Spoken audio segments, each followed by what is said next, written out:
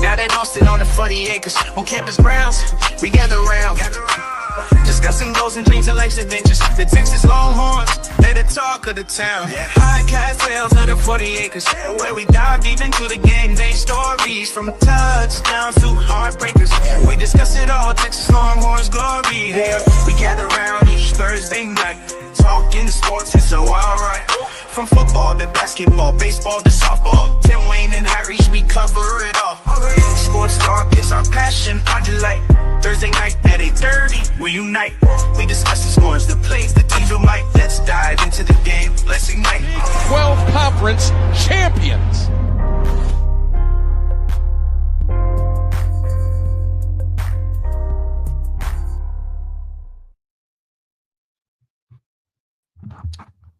We have made it to playoff football and college football. Welcome, everyone. It's the Texas Longhorn Fan Battle Podcast. Of course, my name is Suresh. We're having some technical difficulties. So if you guys don't use StreamYard or anything, they changed a bunch of stuff. So when they changed everything, it kind of messed with a lot of our stuff. So there we go. Longhorn Fan Battle Podcast. My name is Suresh. This is my boy, Tim Wayne. Yo, Wayne, what is up? yo, it's playoff week. It's here. It's today. It's starting. So I'm ready. we've got some stuff to talk about. We're gonna have a little bit of a condensed show because I've got to get out of here pretty quickly. We've got to talk about a couple things. Why is everyone picking Texas to win the whole thing? I'm very I have no interested in idea. knowing. I'm very interested in hearing your thoughts on this. A lot of analysts are picking Texas. Vegas has Texas favored to win the national title. So I'm curious to see what your thoughts are on that. Of course, we got Clemson coming in tomorrow.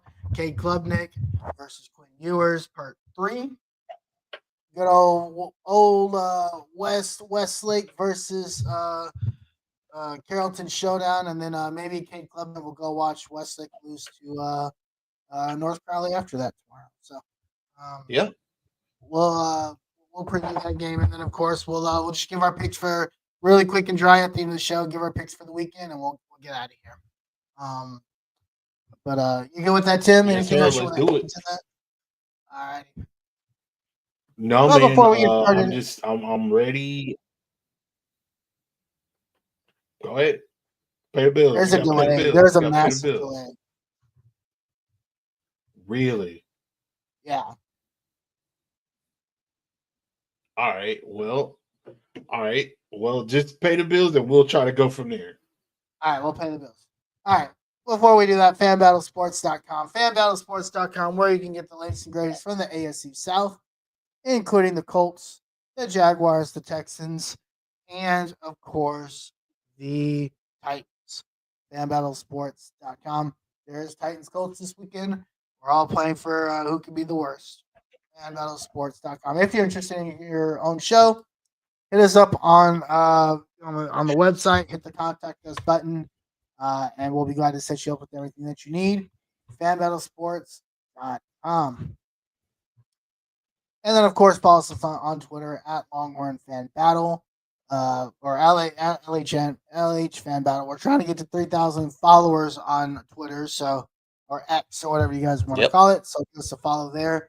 We are almost there. I think we're like 200 away. So follow us there. And of course, the road to 100, 150, 200, whatever it is, continues. Follow us here on the YouTubes, LH, our Longhorn Fan Battle. And of course, we just hit 250 followers on TikTok. So continue to follow us on TikTok as well, Longhorn Fan Battle. We appreciate all the support there. We're trying to put out as much content as we can out there. So I appreciate the support. Yes, sir. Alrighty. All right. Let's we're gonna jump right into it. Well, do you want to try to figure this delay thing out real quick? You want to jump out and jump back in? Yeah, let me do that. All right. Well, Tim's gonna do that, and then we're just gonna quickly start with Clemson visits Texas, 3:00 Central Time tomorrow. Cade Klubnik versus Quinn Ewers, and we've had a couple weeks to digest this game, right? And when you break it down, there's really a couple things that this game I think will come down to. Number one, it's going to come down to which quarterback. Listen, I think Cade Klubnik's played excellent this season.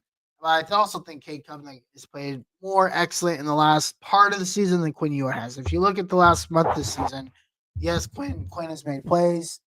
Yes, he's played well, but in those situational moments where you need your quarterback to play well, Quinn Ewers has been, or Cade Klubnik has been that guy, right? So how we looking now? We good?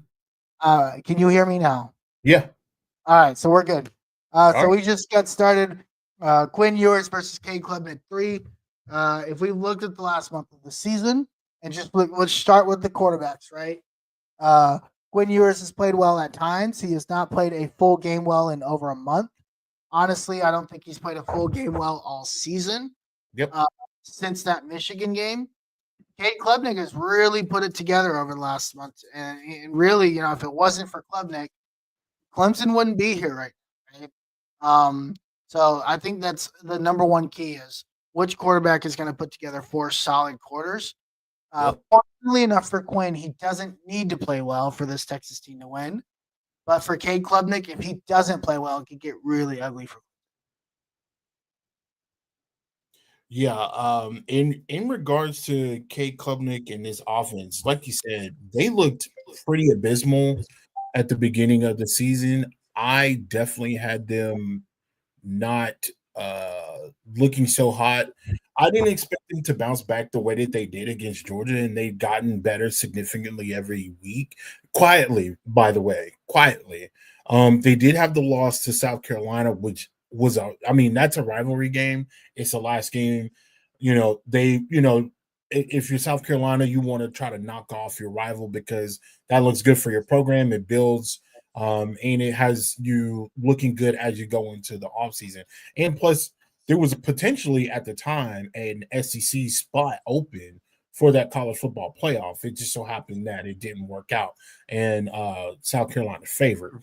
But Cade likes to throw the deep ball, and he's got two wide receivers. They are freshmen and they are young, but he's turned it around. This is another really, really good defensive line. Like Georgia, like South Carolina, they are right up there when it comes to defensive lines. They are very good at pressuring the quarterback. All of those guys are going to eventually get to the next level somehow. So Texas has got it's strength on strength. We've heard good news about good news about Banks coming back. Yep. We've heard good news about everybody being healthy. There's some still issues about Isaiah Bond. I don't know. I don't know if they gave him I don't know if he's 100%, but they did say that he's trying to get back in there. So it's going to be strength on strength line. Your offensive line versus your opponent's defensive line. That's the matchup. I don't know. And maybe you do. I know Clemson's defensive line is good, right? Mm-hmm. But do you know if Clemson's defensive line is Georgia? Do they have the same strengths that the Georgia defensive line poses for Texas? Do they have speed on that defensive line? Because I don't see that. Speed-wise, the fastest defensive line is South Carolina. Right. In my opinion, in my eyes. Right. Watching just flat out ball, South Carolina has the fastest defense. Then I would say Georgia, then Clemson. And they're all up there in the top. If I could rank these defensive lines, and the only reason why I rank Georgia 2 is because because of what they did to Clemson and what Clemson did to Georgia. Before, a lot of people don't realize that Georgia Clemson game was a lot closer than what it was initiated. Yeah, it got out of hand in the second round, But for that first half, that was a very, very close game. So I have South Carolina being the fastest defensive line and the most consistent defensive line at number 1. Georgia is number 2, and Clemson is number 3. Okay. So they're top 5. They're definitely a top 5. They're definitely a top 5, but I think even though they're a top 5 defensive line, I think there's a certain type of defensive line that can give this Texas offensive line troubles. And I don't know if that's what you're wanting. They are fast. Yeah, but are they fast enough to create matchup problems that like if you were to look at what Georgia did to Texas over the course of 2 games, do you believe Texas provides that type, or are they going to be able to shut down Texas's run game? Because I watched them play over the last 6 weeks, they haven't been able to stop a nosebleed. That might be the one thing, a defensive tackle. SMU did run the ball very well. Yeah, a lot of teams ran the ball very well against them. But okay, so here's the thing though. SMU is an anomaly because one, they have a very athletic quarterback, and they also have a very dynamic running back as well. So, with those two things in mind, that can definitely cause trouble, and that could keep Clemson's defense honest. I don't think that we're going to see, too much of Quinn just out here bootlegging and running read option. That's not happening. SMU's quarterback. No. I mean, Quinn's not that. That's not the type of guy. That's not his game. That's not his game. That's not his game. But what I'm saying is, yes, yes, they have fast running backs or quarterbacks or whatever, right? Right. SMU ran for 150 yards. Most That's of that really good. most of that was from not even, Kevin Jennings didn't even run that well against them. Mhm. He was 10 for 35. Their running back was 24 for 113, right? Wow. Um, Wow. the game before that, Clemson plays South Carolina. Obviously, we know what happens there. A lot of Right. that is inflated by the long Lenore Sellers run, right? Right. But they go nuclear, 267, right? That's really Um, impressive for them to be running but like that.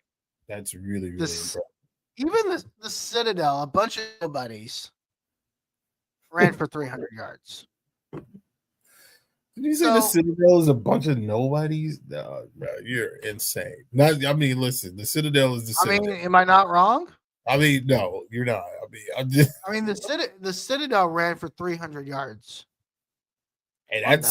that's really good. That's really good. So I think I don't think, knowing what I know and seeing what I'm seeing, Mhm. um, Pittsburgh only ran for 100 yards. They're not a great rushing offense. I don't think, as good as that South Clemson defensive line is, Mhm. I don't think they pose the same threat as a Georgia team, where they can shut down your run game. Okay. I actually think their ability to exploit Clemson's defensive run offense is going to put this Clemson's defense in a bind, Really? because I think Trey Wisner is going to be able to do whatever he wants, and they're going to try to overcommit to one thing, and then they're gonna get confused by all this motion. I think this defense is going to get really confused Okay. with Okay. Sark's motions, the ability. If you come out and within the first like 2 quarters, you're knowing that Texas has 50 or 60 yards and they've broken a couple, this could Right. get really bad for them. Okay. I listen. And that's kind of how I see this game.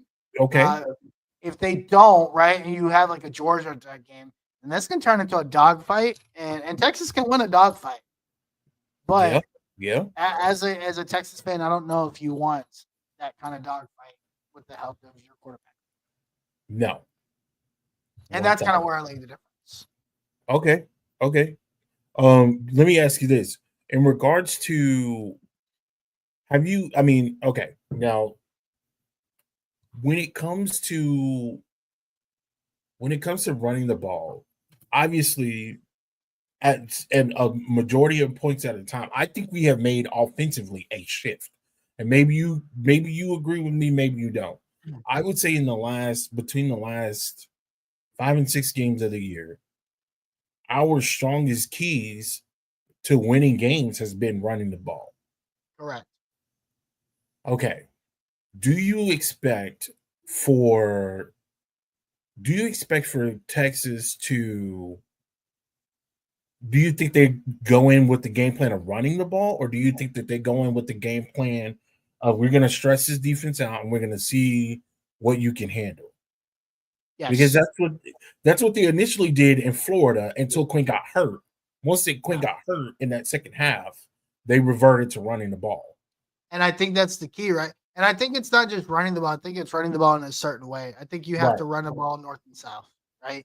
Go straight down the heart of that defensive that front seven, and, Mm-hmm. and trust that your big boys can handle the front seven. Okay. Because I don't think their linebackers are equipped from a tackling perspective Okay. if you throw a Trey Wisner at them 25, 30. Okay. Right? Okay. Now, I also think you need to get that outside zone. I think Jaden Blue is going to need to play a bigger factor in this game. He's got to get it. I feel like he's Couple gonna. catches, some outside runs. Right. I think outside zone is going to be really important in this game. Mm-hmm. Being able to hit the outside, because now, again, you're talking about stretching the field. Right. And then you talk about stretching the field in motion. Like, there is a stat that Rod Babers, and shout out to Rod Babers. Yes, sir. He was talking about in the Georgia game, I think there was like 15 snaps or something like that, where Texas would get the ball in motion, right? So pre-snap in motion. Mm-hmm. And if they gave it to the guy that was running the motion, they absolutely torched him. They torched Georgia? Doing it, playing that way. Torched him. Like they I think Texas had like over 350 yards total off. Something insane like. So basically what you're telling me is that Georgia wasn't ready for the It's almost pre-snap like motion, Georgia or was they didn't adapt to it, or they didn't motion to it, or adjust Texas to it. not doing it is what it was. Right? That's unfortunate. So basically what I'm saying is That's a crazy I think- stat. Boy, shout out to Broad for that one. That's a good one. let's just say Jaden Blue goes in motion, right? Right. You give the ball to Jaden Blue at the snap, he's going to do something with that ball because he's giving the guy that runs the ball out in motion, right?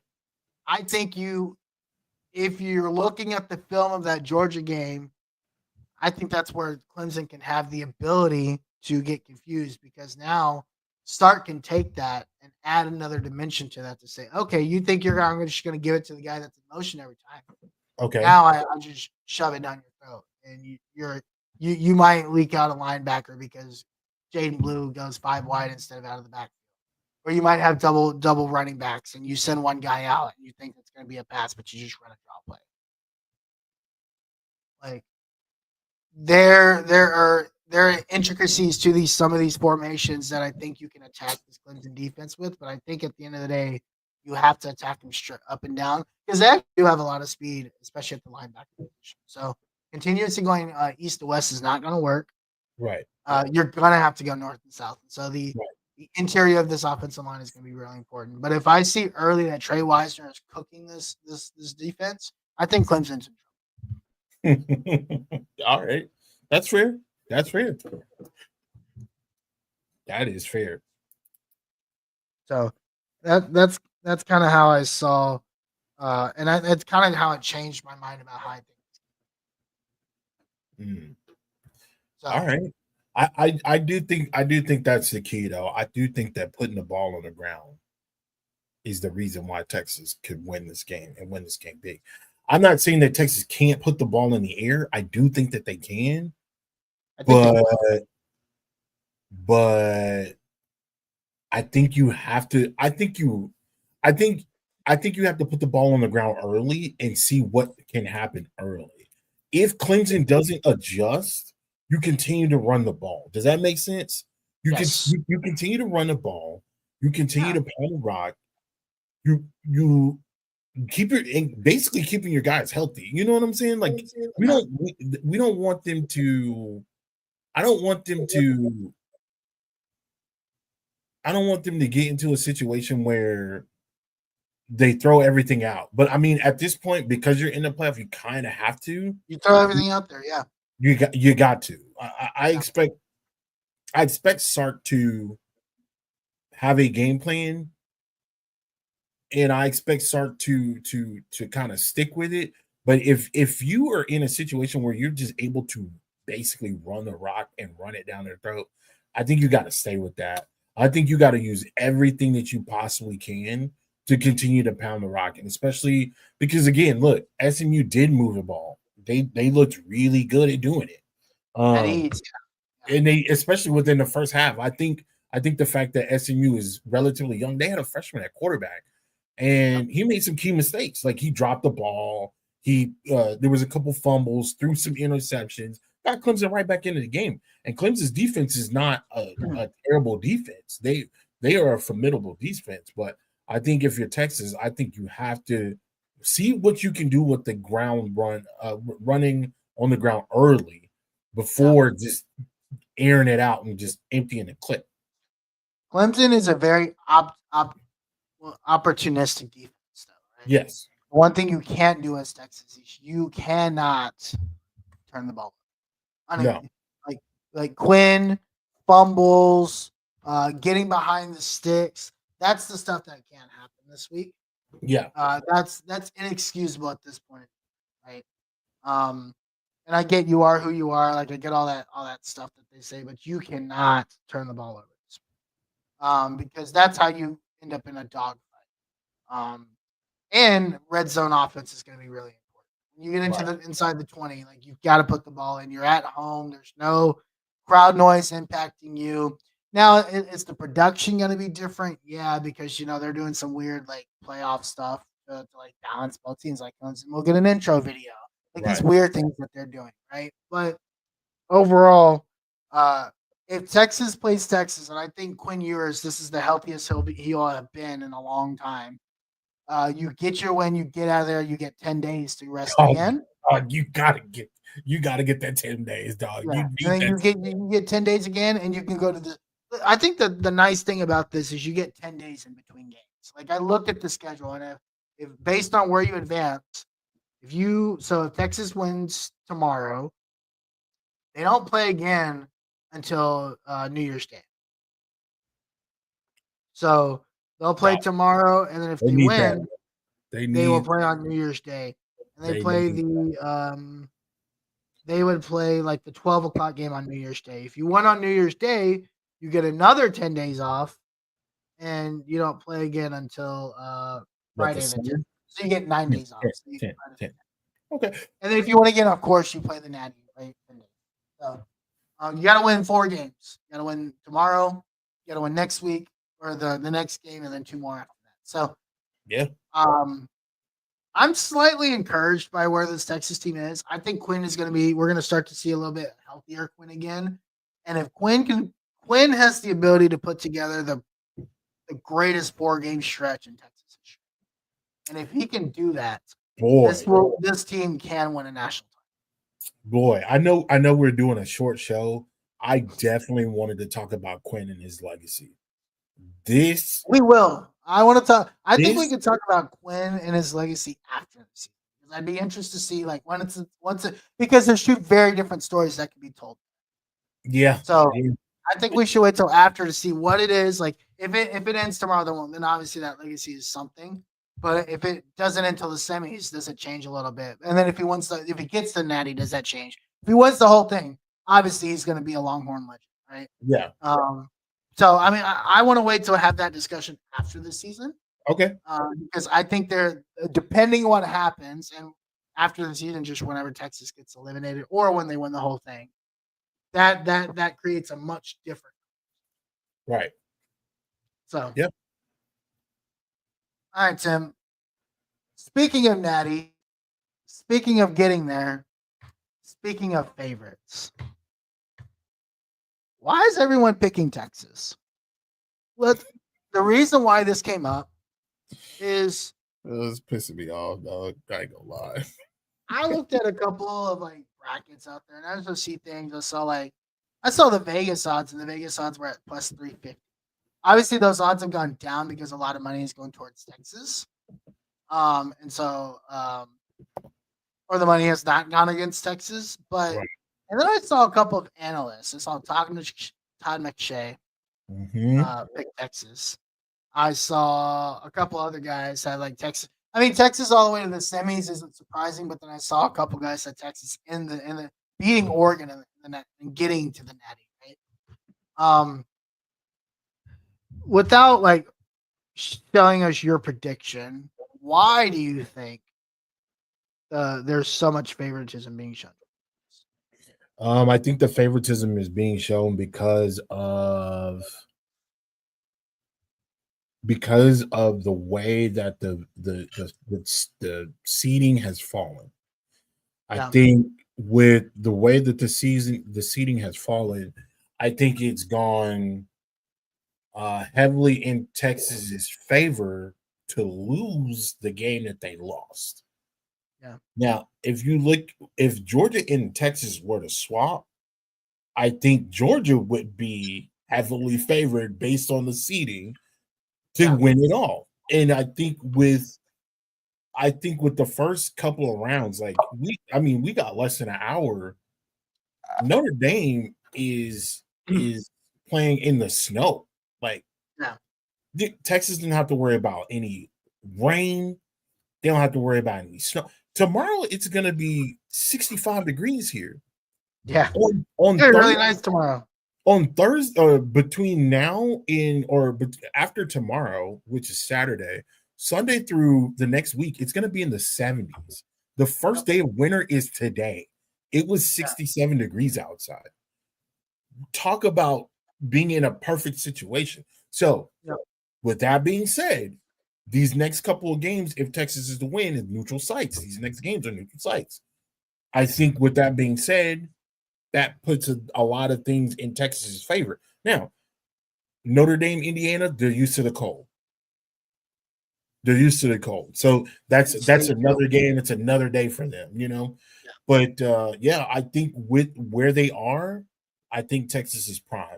If Texas was visiting Clemson and it was that cold, if it was cold, super cold, I don't know how cold it is in Clemson, but I'm gonna assume it's colder than what it is here in Texas. Yeah.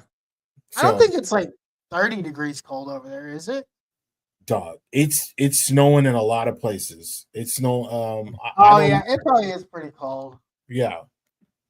So right now it's 50. It's 45. I mean that's a 20-degree difference. That's pretty massive. Yeah.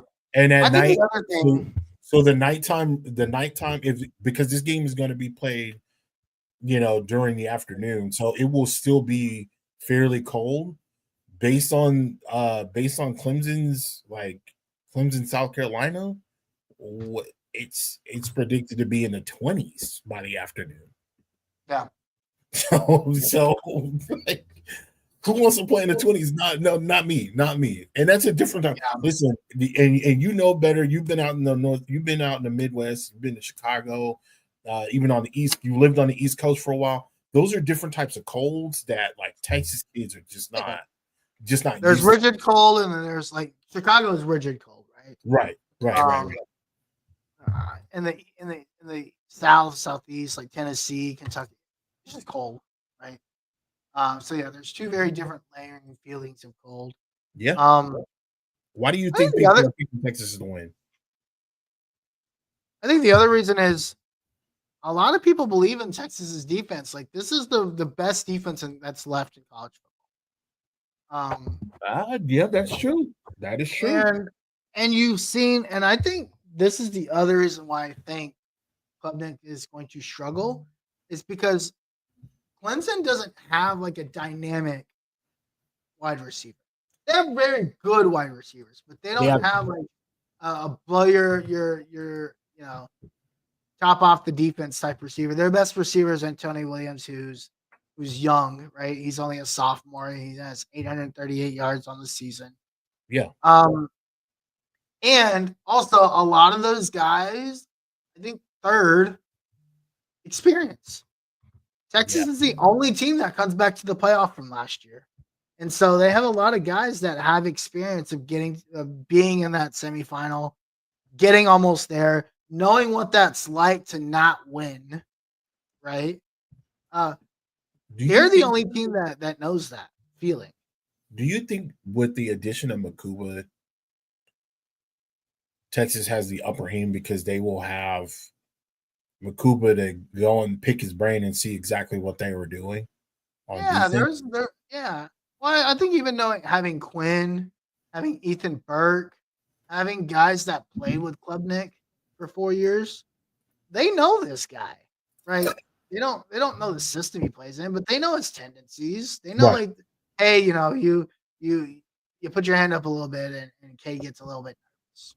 Right? They know things like that, right? Mm-hmm. Because they also played with him, right? Mm-hmm. Michael Taft played with him. Ethan Burke played with him. Yeah. These are guys that won a state title with Cade Klubnik by beating Quinn Ewers. So they know what a matchup, dog. What a way for the college football playoff to match these two teams up, bring an Austin kid. Every matchup here. That's crazy, dog. Yeah. They did a great job. Yeah. So I think the defense is another thing. Also, even why I'm not worried about playing Oregon? Actually, Oregon reminds me, their defense and the way that you can spread them out reminds me of Clemson. Oregon gives up a lot of rushing yards. Yes. Oh, man. Yes, they do. Yes, they do. And if you can run the ball against Oregon and give up a lot of rushing yards, I think Quinn can throw 3 or 4 passes comfortably and get what he needs. Okay. And I think as time goes on, Quinn will continue to get. Look, you play tomorrow, you get 10 days rest. You don't think he's going to continue to get even healthier? Like, if you think about it, 30 days from now, right, is when the national title is. Yeah. I think if you get to a national title and nothing else happens, right, you'll get 100% Quinn in the national title or like very, very close to it. Yeah, I think you can get very close to it. I don't think it'll be 100%. I definitely think I think he will continue for the college football playoff. If I'm going to say we will make the college football playoff national championship. When we get there, I do think that Quinn will still have that brace on. I think so. He's been practicing without it for 2 weeks now. See, I haven't seen that. I haven't seen that. I think Sark on Monday said he was practicing without it last week. Okay. And that's carried into this week. That's a very, very, very good thing for him to not have that brace on, because one, you don't want to keep those braces on because you don't want your ankle to become dependent on it. Yeah. And your body to become dependent on it, because it can. So that's a good thing for him to not have that brace on. Yeah, that's a really, really good thing. I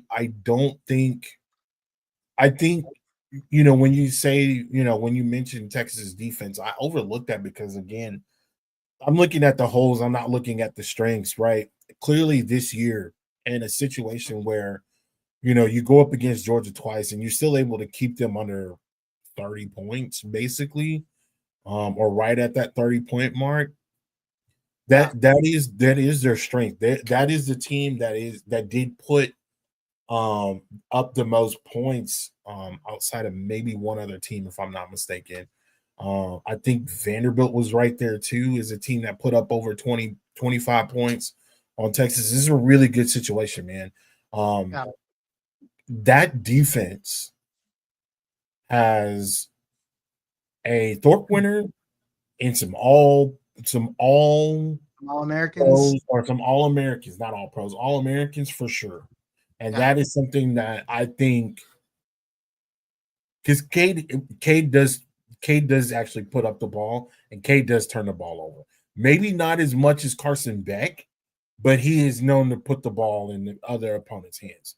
He at times does not look good, and the fact that, like, he doesn't look as bad as he did against Georgia, but he still at times have put the ball into other people's hands. He's had 35 touchdowns, 5 interceptions, right? He's only thrown 5 picks all year. But I think he's put the ball in dangerous places at times. Yeah.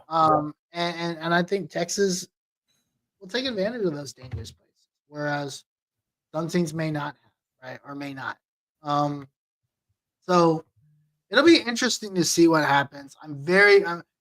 I think the secondary versus Cade Klubnik is going to be very key to watch throughout this game, because if he can't throw the ball in the secondary and he struggles to throw the ball like he did against Georgia, it could be a long. Because that's really their only offense. Cade Klubnik is their offense. Right. And Maffa's got a shoulder injury, so that's something to watch out for. How well are they going to be able to run the ball? Because they're going to need something. Yeah, listen, like, so that'll be interesting. Maffa can't run it. He can run it. He can. The last I heard, they were unsure if he was even going to play. Oh, that's bad. Yeah. Like they said for sure he's going to need surgery on at the end of the season. Right. Oh, really? Yeah. So that's definite. He definitely needs. He definitely is going to need surgery. Jeez, man. I think that changes a lot for this team as well. Yeah, Phil Maffa he's a hell of a running back. He's good. He's really good. 6'1", he's 230. He can run a big guy. He got some scoot to him too. He can scoot. So yeah, man, that's unfortunate. I didn't know that he was in that situation. That was definitely a thing. Like, he reminds me of a faster Donovan Edwards. He's a little bit more shifty. He's got a little bit more power. But if he's not a factor, then that's a big blow to that offense. Yeah. That's a very big blow to that offense.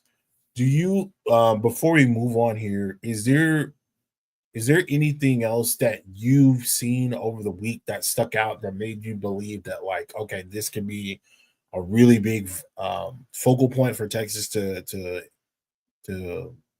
either work on, or a very big any players that might have stand out to you that might, maybe on Clemson's side that might give Texas a run? Anything like that? Anything that you've seen within the last week to be like, oh, Texas might need to look out for this, or Yeah. anything? The one guy I'm really curious about is the other wide receiver, who seemingly doesn't really get talked about for Okay. Clemson. His name is Bryant Wesco. Okay. He's their freshman. He's 6'2", 180. He's their speed guy. And that's the guy that I'm curious about. Is that going to be a guy that can get them in open spaces and create some havoc for Texas? Because Texas is defended, like, even Klubnik's scrambling ability, I'm not terribly worried about, Right. because Texas has defended scrambling quarterbacks pretty well. Now, Gunnar Stockton is a little bit different right now. It's kind of a little bit, and they've had 2 weeks to prepare. I'm not worried about that. Does Bryant Wesco do something, or does he change the game in a way that you don't expect? And that's the guy that I'm curious about. So that would be somebody I would think about. But yeah, I think the only other reason why I think why everyone's picking Texas is their road. Even when you play Oregon, dude, you play Oregon in Dallas. That's a home game. That's a home game. That's right up the street, dog. Yeah. It's literally right up the road. Listen. I think for those reasons and those reasons alone are the main reasons why I feel. Listen, I know Oregon travels, Clemson travels. Arizona State, this is a new situation. I definitely feel like they're gonna show up for their game. Yeah, I think so, but not as much as like these blue bloods. These are blue bloods, dog. You know what I'm saying? Yeah. Like, this is different. You know what I'm saying? This is right. This is where the big boys are. You know what I mean? Yeah. So I don't like the fact that everybody's on Texas. Let me be very clear before we move on. I don't like it. It makes me a little bit nervous. It makes me nervous, but like you said, and I didn't even put 2 and 2 together, they're looking at the defense. This defense is crazy. This defense is crazy. The defense is very good. They're holding dynamic offenses to little to nothing. They're having okay games, nothing over the top. Again, A&M had dynamic player, dynamic running back, dynamic wide receiver, held them to nothing, basically. Yeah. Georgia, for whatever reason you want, for both times, Georgia did not have offensively a great game. Now, on the ground, yes. If you think about those situations, though, they were working with a short field, and Texas's defense had basically been out there all game. You look at those, if you go and look at those touchdowns that Etienne himself, with the 5 touchdowns that he accounted for, they were short yardage situations, no major runs. I don't think there was. Well, they did have that big run in the SEC championship where Colin Simmons had to chase him down. That is true. That was the only one. That was the only run that I could think that was like over 20 yards. Yes. Okay. So yeah. So, but you understand where I'm coming from. Yeah. They were able to keep guys in check for the most part outside of working on a short field. So yeah, I definitely think, again, Michael Taft, Makuba, Jade, like they're going to, if that defensive line can get a hold of Kate Klubnik, they're gonna have a freaking field day. That defensive line can get a hold of Kate Klubnik. So I'm looking forward to it, and we can move on to the final thing, but everybody's here for the meat and potatoes. All right, real quick, we'll go rapid fire here. I'll give you the games, you give me the picks, and then we'll wrap it up. So, we'll keep Texas for last. We'll start with Indiana Notre Dame. Who I'm you going got? Indiana. I'm going Indiana. I think Indiana's defense is too good. I think their defense is too good. I don't trust Notre Dame in a big game. I'm sorry. I don't do it. Until they win, I won't trust them. So for right now, give me Indiana. Did Indiana absolutely blow it against Ohio State? Yes. Were they They were clearly in that game for a long time, and then it just kind of got exactly? out of hand. It just got out of hand, especially second half. They let off too many Yeah, big runs, and I think personally, I think Indiana will be able to. I think they will be able to handle yeah, uh Notre Dame. I don't think they'll be able to get to a national championship, but I think they will be able to handle Notre Dame. yeah. I think Notre Dame wins this game, but I think it's going to be a lot closer than people. Oh, I don't think this is going to be a blowout at all. I think this could Yeah, be a Notre Dame field. is only favored by 7. Is not a lot. Second No. game, so it's not like Indiana's not familiar with the cold, or Mhm, you know, mhm. Indiana's offense will be much. I really like Indiana's coach, and I think he's going to learn from that Ohio State game. He's like, okay, I've been in a big game now. I know what it takes. I know the focus my team needs. You haven't heard much at all from Indiana this week. No, Um, it's been all Notre and Dame. I, yeah. Well, I mean, really, honestly, like technically, you haven't heard a lot about Notre Dame either. That might just be because we're not talking about them, or our page doesn't talk about them. I do like Indiana, and I think what Kurt Signetti is doing there is very cool. I think Mhm. they lose like a 3 point. I think I have Notre Dame like You got 27, Notre Dame winning by 3? 27, 24. Okay, that's cool. That's cool. I don't have a Yeah. score for that game, honestly, just because of the elements and how crazy it's Yeah. been within the It could last 4 get it could be even lower, right? Just Right, depending on what ends up. If there's ice on that field, it could be even lower. right, So right. For sure, yeah. for sure. All right. Penn State, SMU.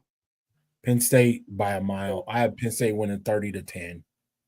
I think this is a blowout. I Yeah, really like what SMU is doing. I just don't think they've had enough time to get the dogs that they need to compete at the highest level. I think yeah. give them like one more year, and they're going to beat it. SMU will get there. Trust me. They are going to be a powerhouse in the future. They are Um, getting there. They are definitely getting. um, and then the one of them all, Tennessee, Ohio State. I wanted to. There was everything in me. I literally spent the majority of my time looking at these games, looking at this is the one matchup. But honestly, I just can't see myself picking Tennessee to beat Ohio State. So I'm still going Ohio State. Is it closer? Yes, I have Ohio State winning 30-17. It's close, but I think they 30 to eventually 17? 30-17. Oh, wow. I have The reason Tennessee why winning. really I have Tennessee. I don't trust Ryan Day, and I don't trust Will Howard at all. I have zero whoa, trust in either of them. And whoa, if you look at like the way the tickets are getting bought up for this game, a lot of Tennessee fans are going to be at this whoa. game. Okay. And I DG, what up, man? What's up, And a lot DC? of a lot of yeah, I just don't trust it. I just don't trust Ryan Day, and I think the Ryan Day era will end when they lose tomorrow. Oh, you think he's getting fired? Yeah, you can't lose to Michigan 4 years in a row, lose in the first round. Wow. Okay. So All right. All yeah, right. so, All and then right. of course Texas versus Clemson. What you got? Let me I hear it. got Texas. I have Texas comfortably 34-17. Oh, I have Texas closer. Yeah, I have Texas closer. Now, hear me out. I had it close, but I think Texas pulls away late. I have Texas 24, Clemson 16. Oh, okay.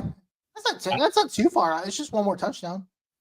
The only reason why is because I do think that Clemson will come out and they will go out swinging. I think Clemson's going to come out. I think they're going to come out 5 wide and they're going to just bomb it. And I just don't think they have the dogs for that, though. I don't think they have the dogs for it, and I think they will try to adjust. But I think with that first quarter, especially if they get the ball, I think they're going to try to go out and just You put think it they're in. going to go after the best secondary in the country if they get the ball first? Go 5 wide. If they don't have the running backs, they got to figure something out. That's true. They got to see what they got. They got to figure out something. They're gonna test the defense. Let's give me 2 reasons why I shouldn't be nervous for tomorrow. Reason number 1, Clemson can't stop a nosebleed on the ground. That's reason number 1. I would say reason number 2, Texas has a very, very good secondary. And I think Cade will struggle to put the ball in the air, but I do think that they will attempt to try to put the ball in the air first before anything else. But yeah, that's it. 24-16. That's it, guys. We are out for the night. Where can everybody find you, Tim Wayne? At Tim Wayne, I'm gonna get ready to go gear up to watch this game. I'm excited about it. First college football playoff game of the season, or the playoff season. So I'm excited about that. And yeah, man, I'm looking forward to it. I don't know how you're feeling tomorrow. Are we gonna? I think we will talk as the game goes, guys. I think if Texas, I think it depends on what time the game ends. Yeah, I definitely don't want to go into the last game. I definitely want you guys to hear from us on from a reaction standpoint. Again, there's a lot of big dogs that are going to be reacting to the game, so we don't want to pull you from. We'll figure it out some way, but you'll definitely hear from us after that game. Maybe one day we'll join that crew and we'll do some post game. I think next year I want to do some post game stuff and plan it out, but we'll probably do a Sunday show just to react to everything. Yeah. So, but yeah, you can find me at the Uncle Gandhi. Find us both on Twitter at LH Fan Battle, and then find us both on TikTok at Longhorn Fan Battle on TikTok. Of course, don't forget to like, follow, subscribe, all the good stuff. In the meantime, and in between time, my name's Harish. That's my guy Tim. We out of here. Peace. Go home, touchdown like the end zone. When the circle turn to my home, can't get me out of my zone. Go hard, or go home.